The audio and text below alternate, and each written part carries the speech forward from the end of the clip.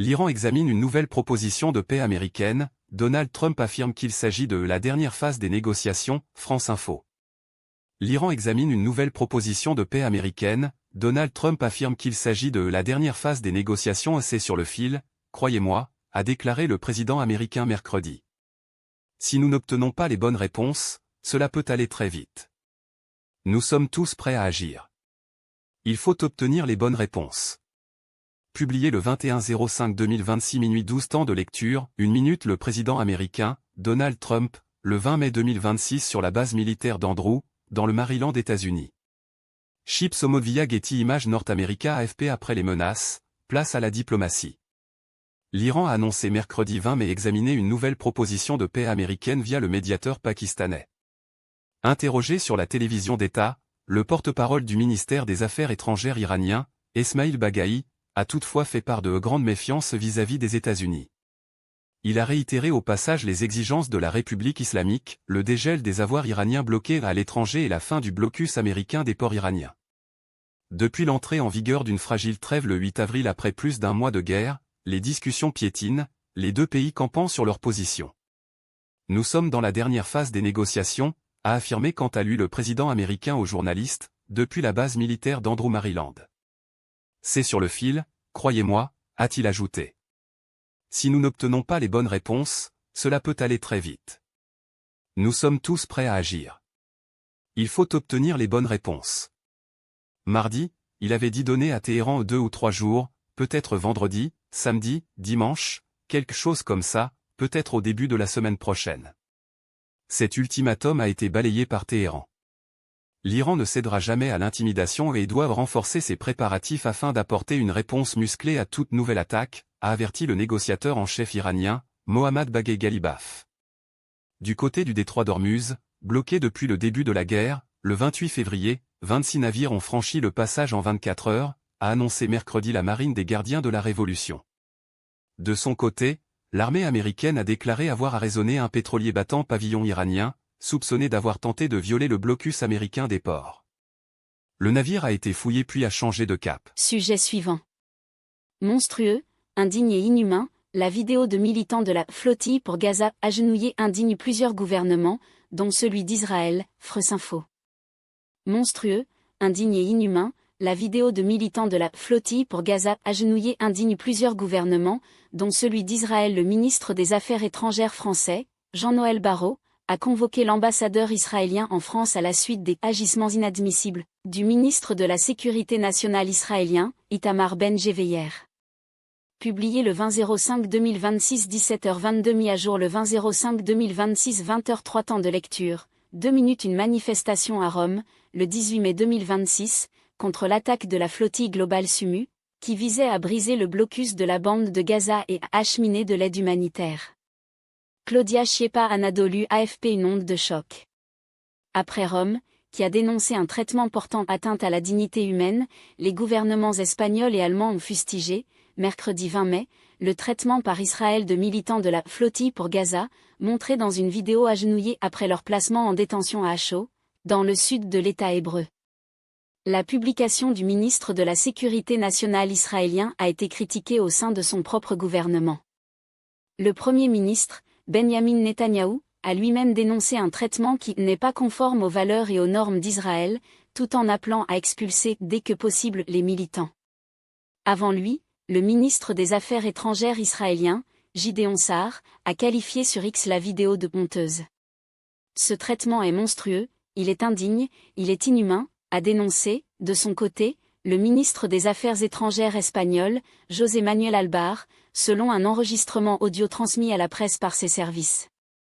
J'exige des excuses publiques d'Israël, a-t-il poursuivi, faisant part de son indignation. Il a aussi annoncé convoquer, d'urgence, la chargée d'affaires israélienne à Madrid. Paris a aussi réagi.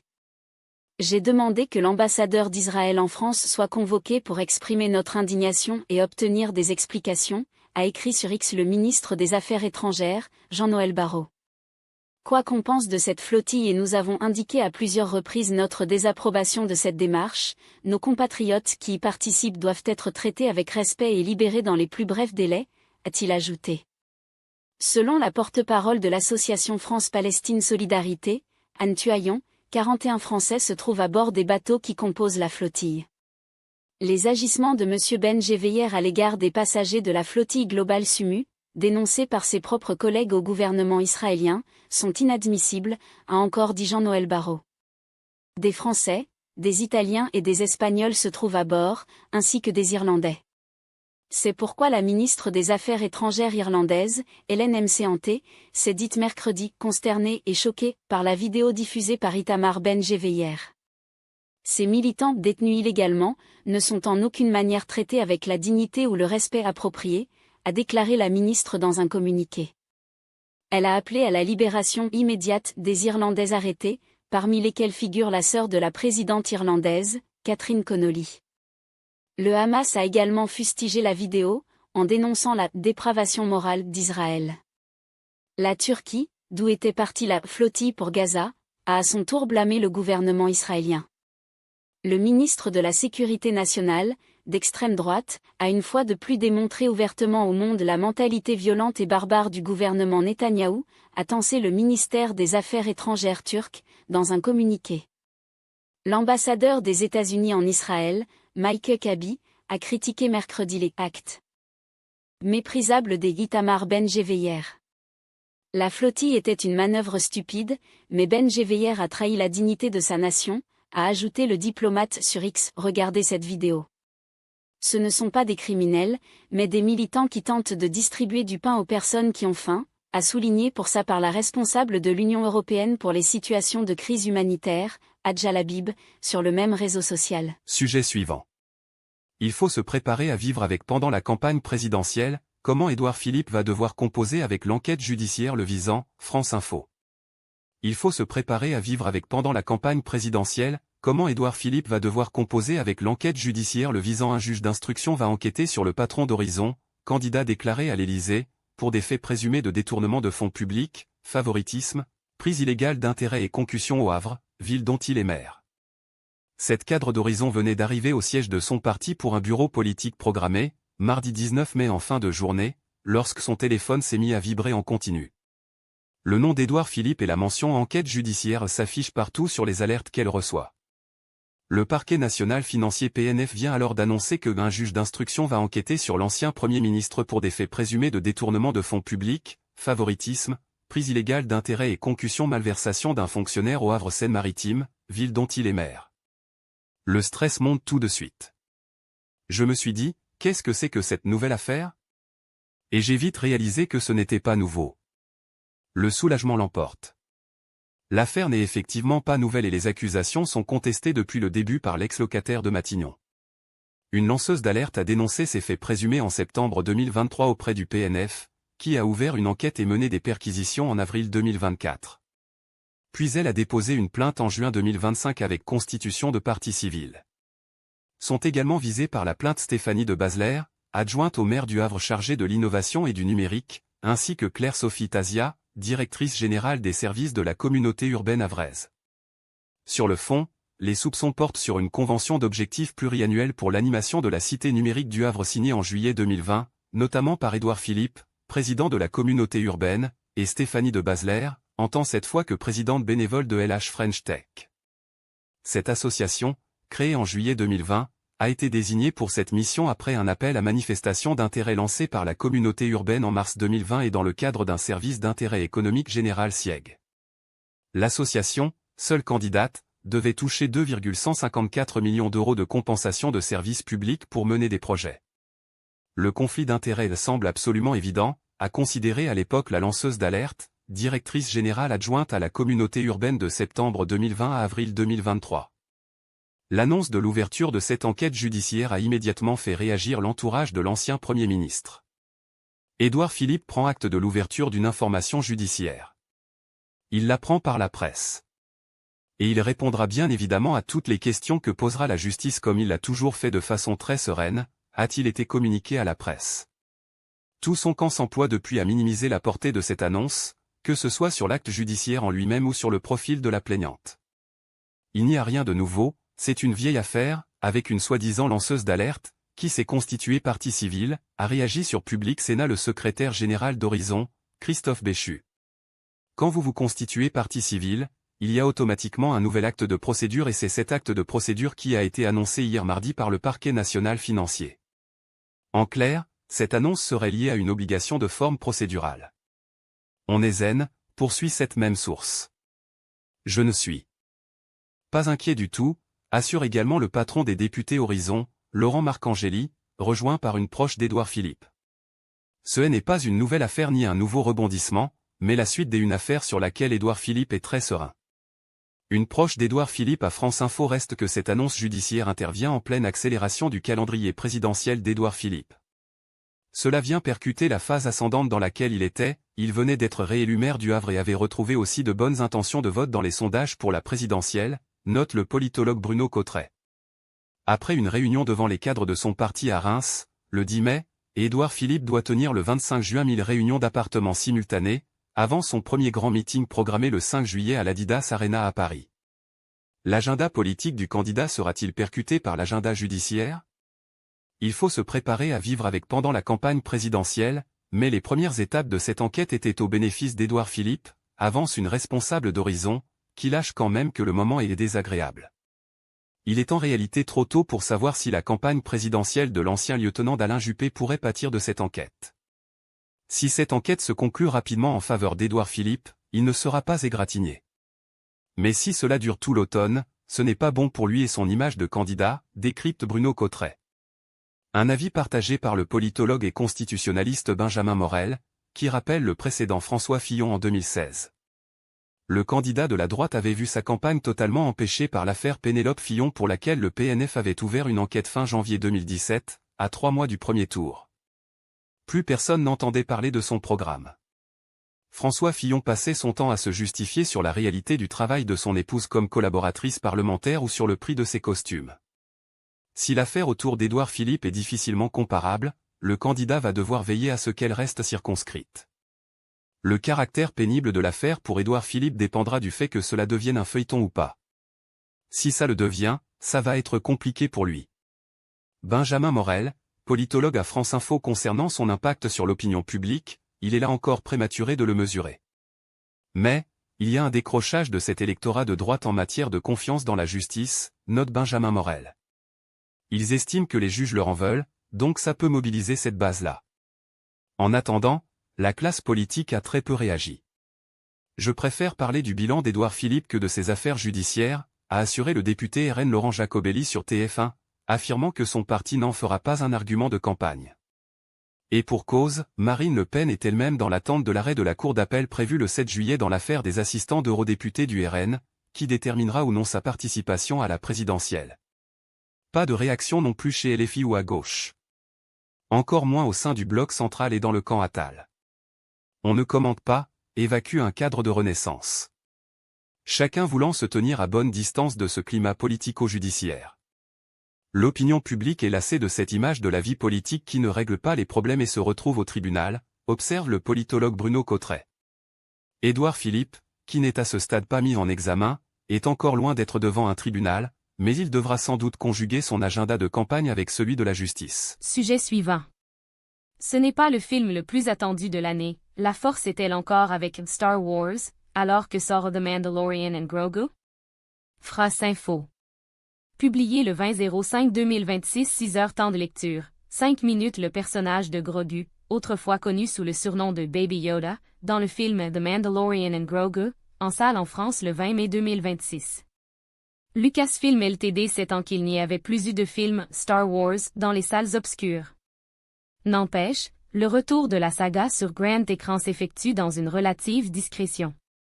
Il y a bien longtemps, dans une galaxie pas si lointaine, la sortie d'un film de la saga Star Wars au cinéma était précédée d'une campagne de communication massive, d'un déferlement de produits dérivés et d'opérations commerciales, en plus de fans trépignant d'impatience à l'idée de découvrir les rebondissements des aventures de la famille Skywalker.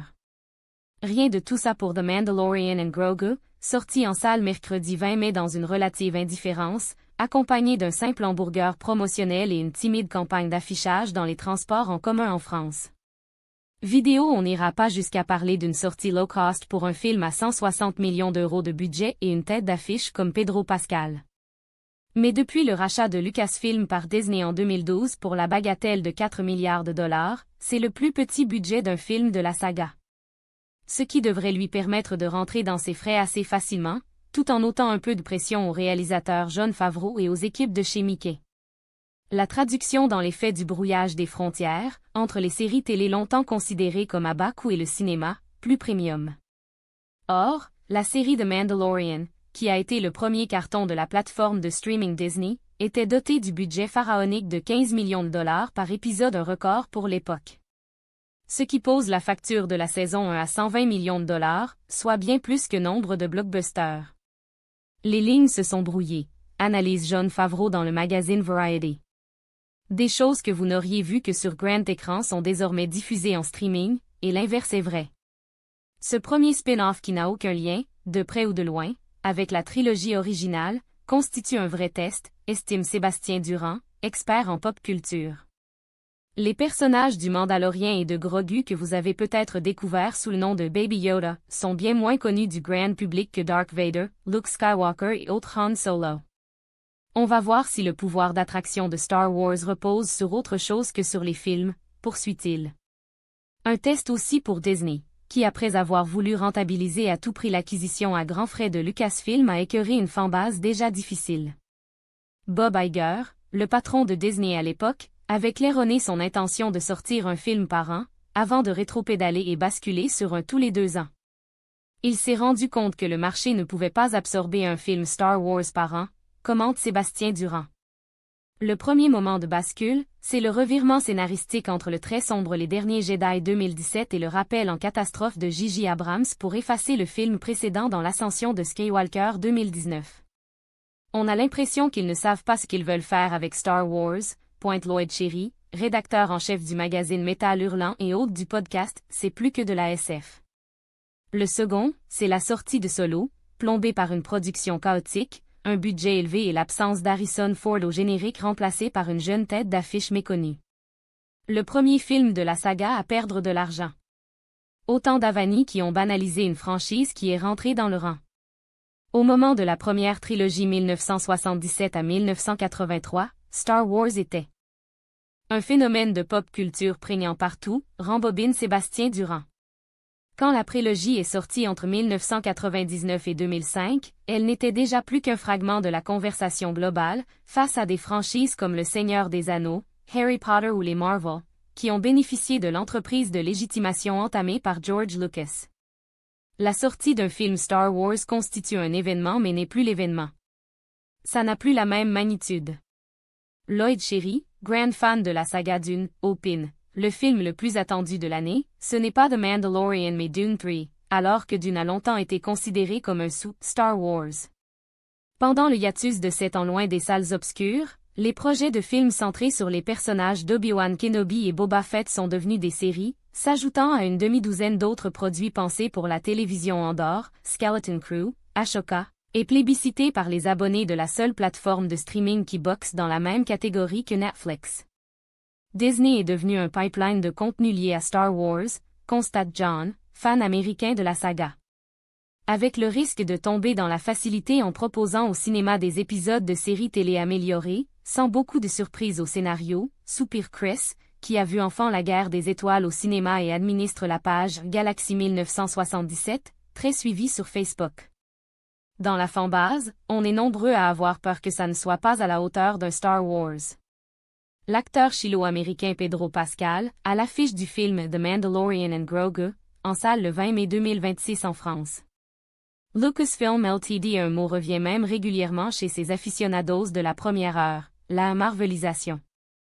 Autrement dit, l'application de la recette qui a transformé tout ce que touchait les super-héros en or pendant plus d'une décennie. Rien que le fait d'avoir des rockstars comme Pedro Pascal, et bientôt Ryan Gosling, en tête d'affiche, ça dénote d'une inflexion, appuie Lloyd Cherry. Avant, dans l'univers Star Wars, les stars n'occupaient que des seconds rôles, comme Alec Guinness, Liam Neeson ou encore Samuel L. Jackson par le passé. La jurisprudence Robert Downey Jr. Qui a sorti Marvel du marasme en incarnant à la perfection Tony Stark sous le costume d'Iron Man. La peur que j'ai, c'est qu'il vulgarise l'univers de la saga, qui est basé sur une mythologie complexe, en cherchant à tout insérer dans une forme de continuité factice, comme pour Marvel, poursuit Chris. Car le côté transmédia, Star Wars l'a depuis sa création. C'est une constante depuis le début de la saga, qui a rapidement débordé des films pour se prolonger dans des romans ou des comics, poursuit John, notre fan américain, génération prélogie avec Jar Jar Binks. Le génie de George Lucas est d'avoir créé un univers, renchérit Sébastien Durand. Star Wars, ce n'est pas que les Skywalker, mais une SF où les vaisseaux sentent la graisse à force d'avoir beaucoup voyagé, contrairement à Star Trek où tout a l'air de sortir du garage. Quand il avait cédé son bébé à Disney, George Lucas avait eu cette phrase. Comme cela, on pourra continuer à faire du Star Wars pendant 100 ans. Alors que la saga va souffler ses 50 bougies en 2027, la sortie de The Mandalorian un an avant les festivités aura au moins un mérite. Faire vivre à toute une génération leur premier Star Wars au cinéma, s'émerveille Chris. Moi, je n'oublierai jamais ce moment. Il y a des chances que quelques-uns soient marqués à vie. Sujet suivant. Football, Aston Villa remporte la Ligue Europa, son premier sacre continental depuis 44 ans, France Info. Football, Aston Villa remporte la Ligue Europa, son premier sacre continental depuis 44 ans. Le club anglais s'est largement imposé 3-0 face à Fribourg, mercredi, à Istanbul, Turquie. Publié le 20-05-2026 22h51, mis à jour le 20-05-2026 22h58. Temps de lecture, 1 minute. Aston Villa a remporté la Ligue Europa face à Fribourg, le 20 mai 2026, à Istanbul, Turquie. Hakan Akgün AFP enfin un trophée pour Aston Villa. Sans le moindre titre majeur depuis 1996, les Villans ont mis fin à leur disette en remportant la Ligue Europa, mercredi 20 mai, à Istanbul, Turquie. Face au club allemand de Fribourg, surprise de la compétition, les Anglais se sont largement imposés 3-0 grâce à des buts de Youri Tielemans 42e, Emiliano Buendia 45 3e et Morgan Rogers 58e. Une victoire historique pour un club qui n'avait jamais gagné cette compétition et pour qui le dernier titre sur la scène européenne datait de 1982, lors du sacre en Coupe des clubs champions européens devenu Ligue des champions face au Bayern Munich. Longtemps gêné par l'intensité du club allemand, Aston Villa a pu compter sur le talent individuel de ses joueurs pour faire la différence. Sur un corner joué en combinaison, c'est d'abord le Belge Youri Tielemans qui a ouvert le score d'une superbe reprise de volée 42e. 6 minutes plus tard, c'est l'Espagnol Emiliano Buendia qui s'est illustré avec un missile du gauche, qui a fini dans la lucarne opposée 45 3e. Timorés au retour des vestiaires, les joueurs de Fribourg n'ont pu empêcher Morgan Rogers de sceller le score final, après avoir repris un centre au premier poteau d'Emiliano Buendia 58e. Avec ce titre, le mythique club de Birmingham, 4e de Premier League, montre une nouvelle fois sa montée en puissance sous les ordres d'Unai Emery, arrivé au club il y a 4 ans. Le coach espagnol prouve, lui, qu'il est bien un spécialiste de la Ligue Europa. À Istanbul, il a décroché son 5e titre dans la compétition, après ses succès avec Séville 2016, 2017, 2018 et Villarreal 2019.